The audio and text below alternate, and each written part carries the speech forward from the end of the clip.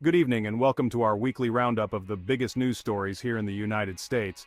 We've got a lot to cover this week, from the political battleground to economic anxieties and escalating international tensions.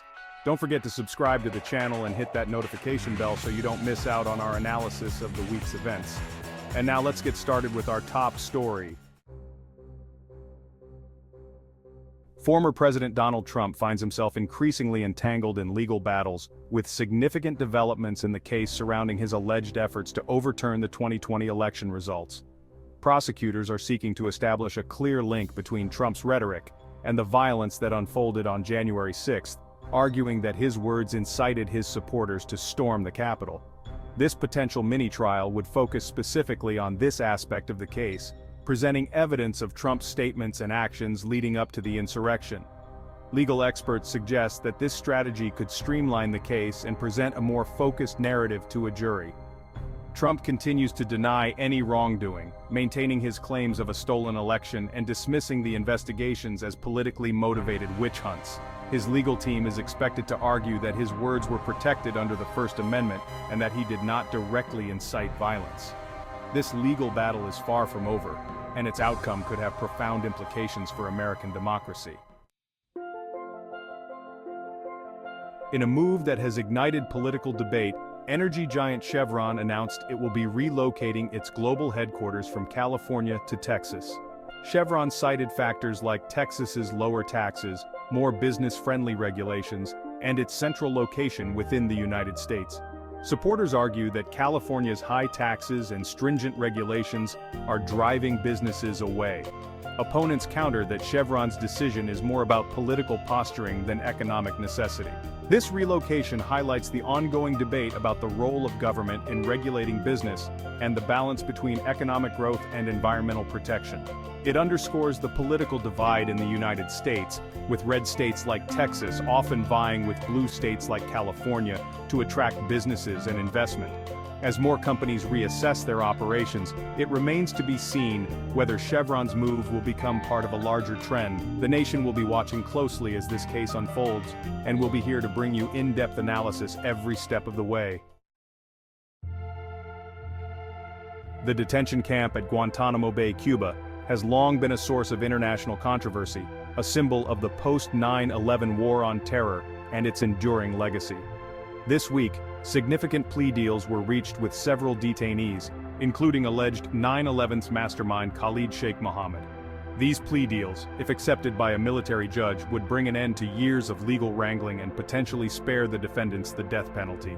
The Guantanamo Bay detention camp has been a lightning rod for criticism since its inception, with human rights groups condemning the indefinite detention of suspects without trial and allegations of torture and mistreatment.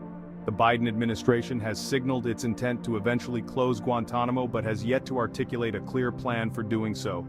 These recent plea deals underscore the complex and often contradictory nature of the war on terror. The world is watching to see how the Biden administration will navigate this thorny issue and whether it will finally be able to close the chapter on Guantanamo Bay. Tensions in the Middle East have escalated sharply this week, with the United States deploying the aircraft carrier USS Abraham Lincoln to the region in response to credible threats from Iran. The Biden administration has accused Iran of plotting attacks against U.S. forces and allies in the Middle East, citing intelligence reports and recent incidents. The deployment of the USS Abraham Lincoln is intended to send a clear message of deterrence to Tehran. Iran has denied any involvement in the alleged attacks and has accused the United States of escalating tensions. The situation is further complicated by ongoing negotiations to revive the 2015 nuclear deal. With both sides digging in their heels, the risk of miscalculation and unintended escalation remains high. The international community is closely monitoring the situation, urging both the United States and Iran to exercise restraint and pursue diplomatic solutions. In a rare moment of diplomatic progress, the White House announced the successful negotiation of a prisoner swap with Russia. This exchange secured the release of 2 Americans detained in Russia, highlighting the crucial role of behind-the-scenes diplomacy. The swap involved securing the release of Brittany Griner, a WNBA star detained on drug charges, and Paul Whelan, a former U.S. Marine accused of espionage. This successful negotiation underscores the importance of international cooperation even in the face of strained relations. While this prisoner swap marks a positive development, it also serves as a stark reminder of the human cost of geopolitical disputes. The recent collapse of a section of the Francis Scott Key Bridge has sent shockwaves through the region, triggering a flurry of lobbying efforts in Washington. The incident has exposed the vulnerabilities of aging infrastructure across the country and ignited a sense of urgency to address the issue. Lawmakers from Maryland and Virginia have been particularly vocal in their calls for federal assistance, emphasizing the bridge's regional and national significance.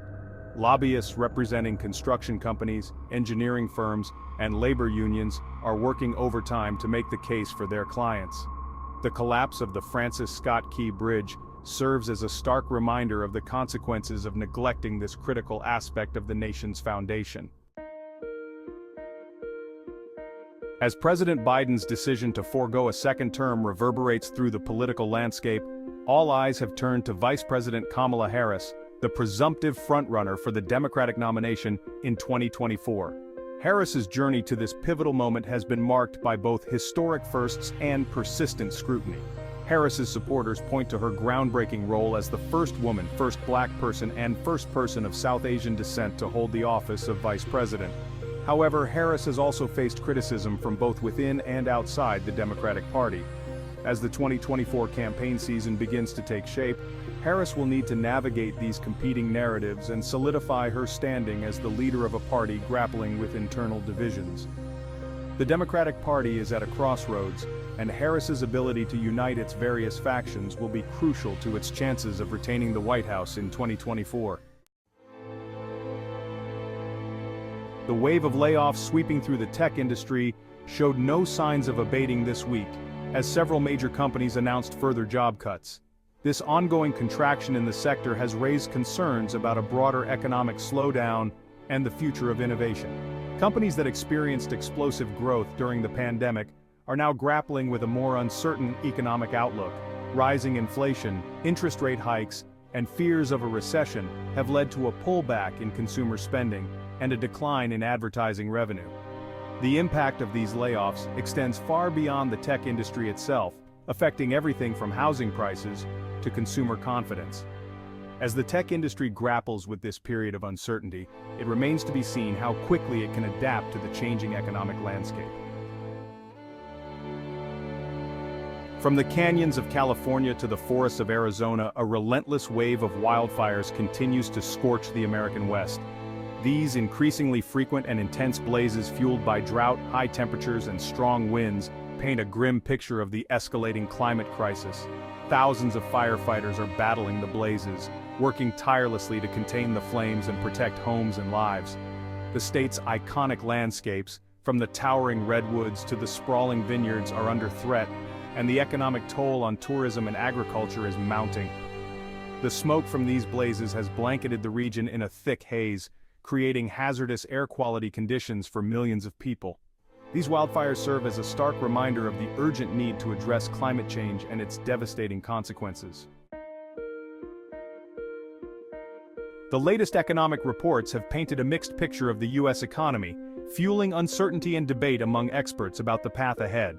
Inflation, which has been a persistent concern for months, showed signs of easing in recent data releases.